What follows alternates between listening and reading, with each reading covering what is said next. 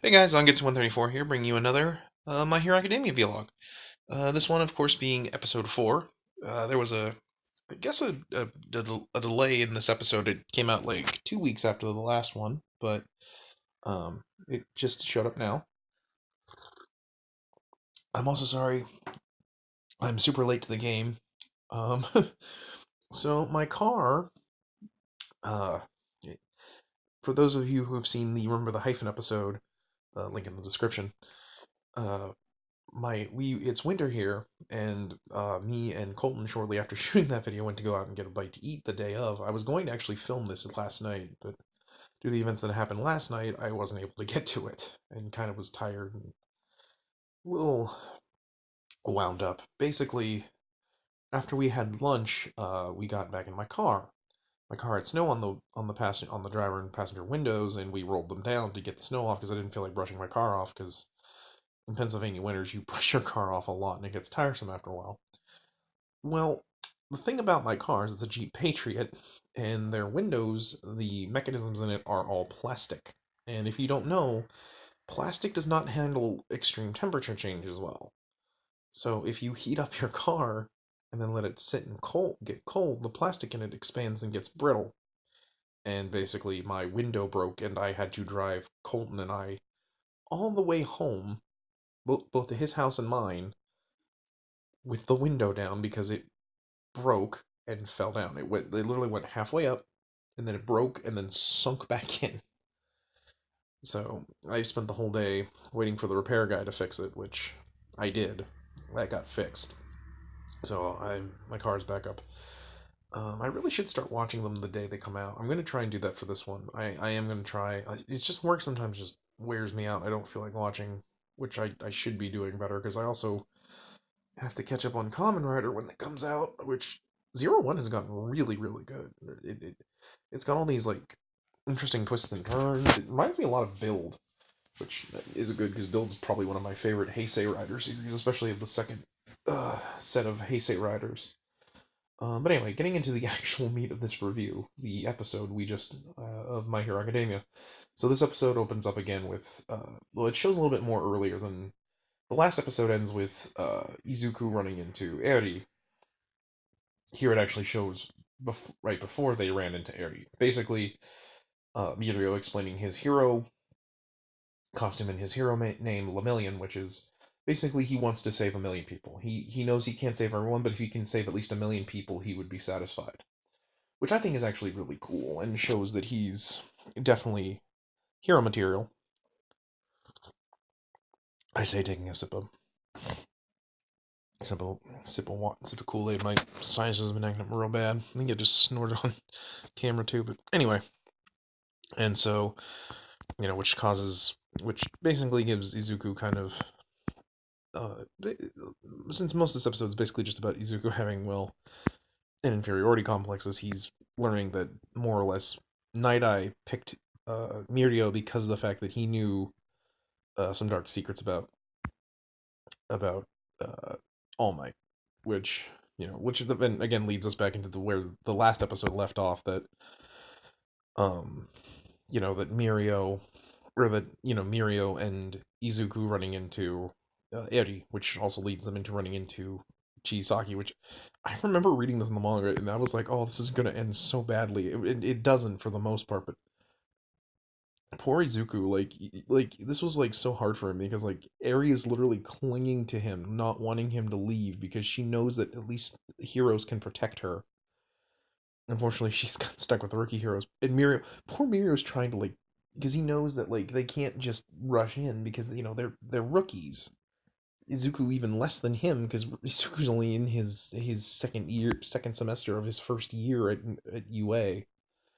Um, and basically it goes pretty rough. But I think that spot points to the animation and the voice acting, it really gives the whole feeling of Izuku and Mirio are like one only like if they don't play their cards right, they'll legitimately end up getting killed. And I also love that how they play off just like the killing intent of Chisaki. Like all he has to do to like scare Eri into jumping back over to him is more or less just like tugging at his gloves, implying that he's if Eri, if you don't come over here right now, I'm gonna kill these two heroes. And it was really really intense. And I did like that, where especially when Mirio was like his killing intent. He all he had to do was unleash a little bit of his killing intent, and it made her quickly change her tune. We also get a little bit more of just like how little Chisaki deals with failure, especially when he kills a goon just with one swipe of his hand. At, I think towards kind of like the middle of the episode, it was a really intense scene, and I really liked how well it was done. It reminded me a lot of like how much I was like, oh no, you gonna die, Izuku, you gotta stop. Um, yeah, and of course we get to the scene where Izuku and Mirio, well, Izuku less gets chewed out, but more Mirio, like Izuku and Mirio basically feel really bad that they left that girl with Chisaki, but like Night Eye's like, we're trying to get a team up going with some other agencies, and I forgot my laptop's connected to my TV, so my Facebook just got a message. But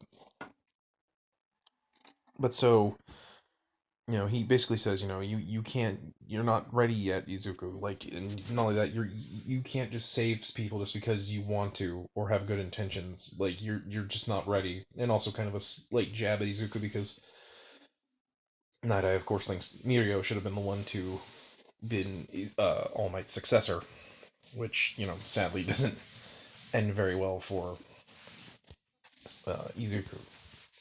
So basically, Izuku, with all these feelings and stuff, quickly realizes that things aren't going to work out very well for him at the thing, and he wants answers as to what's like if All Might knew all this, and we get the really really intense scene between All Might and Izuku, where they talk about All Might and Night Eye's past, and the future that All Might or uh, Night Eye saw. But first off, I want to talk about how during the scene with Eri, Mirio puts Izuku's cowl over his face to try and hide the fact that Izuku knows that they've ran into the guy that Night Eye's looking for.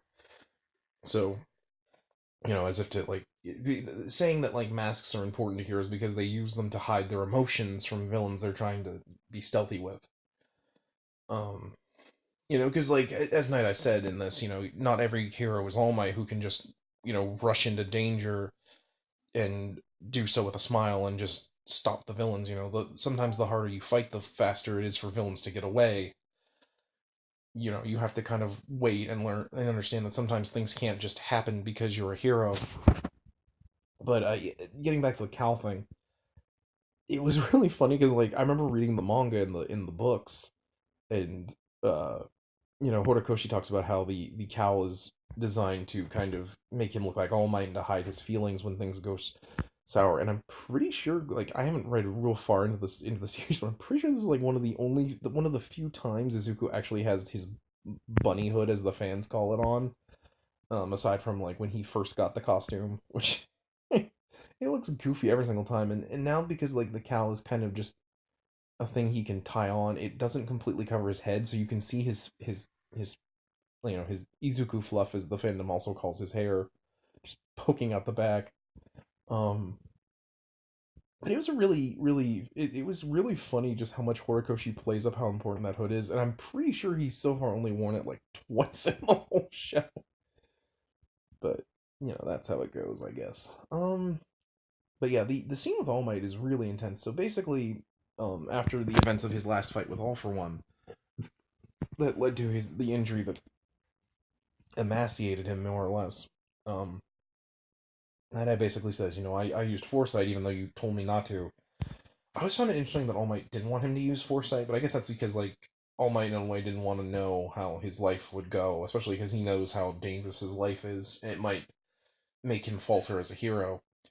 But, basically All Might tries to get back out of the hospital, which, at that point, he was still, his regular form, but, like, you could tell, like, his eyes had sunken in and stuff, but, like, he was slowly losing his mass, which he used all for one for all to try and mask for about 5 years, which I have to admit was a pretty long time given the events. Granted, his power he lost more and more time to it, but he he really tried to hold in to being a hero.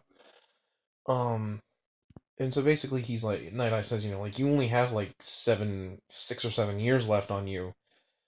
Basically, that from like the moment like in the show in the present, he's essentially All Might only has like a year or two left before he dies. Basically at the hands of a villain, or at least according to Night Eye. Um, and so he basically trained Muriel because he was hoping that All Might would stop the foolishness of constantly going out risking his life and shortening his lifespan in the hopes that he could create a new successor for All Might that would prevent him from dying. Because Night Eye himself, much like Izuku, is quite a fanboy of All Might's, and it kind of shows why All Might was so hesitant at first to train Izuku, because he clearly saw that Izuku was a fan. It was only when Izuku showed that he had true merit as a hero that he passed him his quirk. And in a lot of ways, like I've always said, reminded him of himself, as both him and Izuku were quirkless. No, but were quirkless.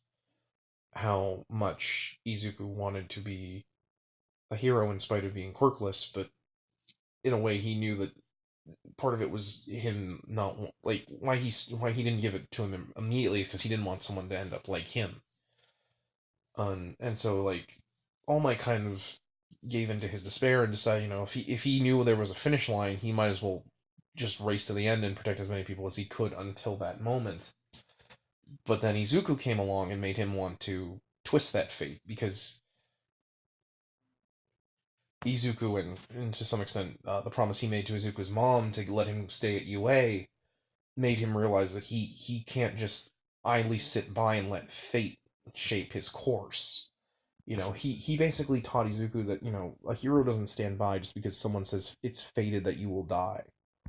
That a hero fights past the fate, twists it, and shapes it, because fate is only what we make of it, more or less. Um, and to be fair, this weighs a lot on Izuku, especially in this story arc. He's gotten over it in the current arcs right now, but like this is going to be like a thing that will play out through the entire season. That basically Izuku's own feelings of not really being worth, feeling that he's not really worthy of being All Might's successor, but at the same time wanting to still be it, as it's his dream. And we get a lot of really, it's a really emotional scene. I really like especially when Izuku when they show how Izuku can't focus on at school. And to be fair, Izuku's usually pretty good at school, but he just can't focus and keep it together.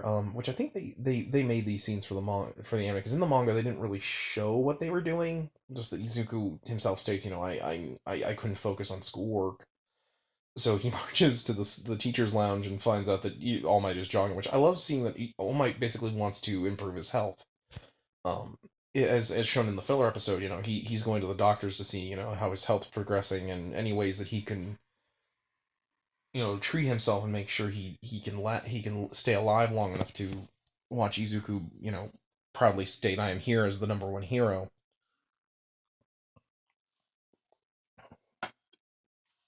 Um, I really do enjoy in hero shows, especially Japanese hero shows, the idea that a hero is someone who can fight fate and change it.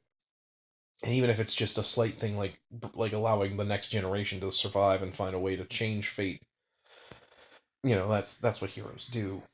And of course, the episode ends with Chisaki running, or Shigaraki going to speak with Chisaki about joining with them. Um, this is also the first time we see the inside and outside of Chisaki's compound, which is very massive. It's very much a Yakuza stronghold, as if you've ever watched fiction or anything like that. Apparently, it has like all sorts of underground like paths and stuff, more or less, so that like they can go in and out of the domicile without being recognized that they are. Um, but yeah, overall, this was a good episode. I really like the emotional scene with All Might and Izuku, and about All Might and Izuku's thoughts on fighting fate, and trying to prove Night Eye's foresight wrong. I also really like that they're really getting into the meat of this arc instead of just setting up all the the chess pieces. Um, I think My Hero Academia has always been kind of like that, where it's the anime kind of has to kind of build a couple episodes before it gets going, and next episode we're gonna get really into it since they're going to explain Chisaki's plan, as well as we're gonna get to see some development for Kirishima, which I'm looking forward to because I this is one of the things I'm excited for the most in this arc is to see a certain fight with Kirishima get animated. Well, a couple fights with Kirishima get animated. But anyway, guys, I think that's gonna wrap it up for this. Like I said, it's a good episode. I definitely really like more or less the stuff with All Might and Izuku. Like the stuff with Chisaki and Eri is also pretty good. But overall, I think it was a solid episode. I'm looking forward to the next episode, which will be coming out this Saturday. So look forward to that. Um, and also, like I said, check out the new episode of Remember the Hyphen. We talk about the Tim Burton and Joel Schumacher Batman movies for our little mini marathon of Batman stuff this November. We got one more episode in the can, or we're gonna roll around. I'm not sure what that. We have an idea of what we're gonna do, and then come December, we're gonna do Spider-Man, where we do a whole month of Spider-Man, even though we're already pretty much Spider-Man dedicated, since our name is more or less an in joke with Spider-Man. But until then, guys, I'm Zangetsu 134, and as always, take care.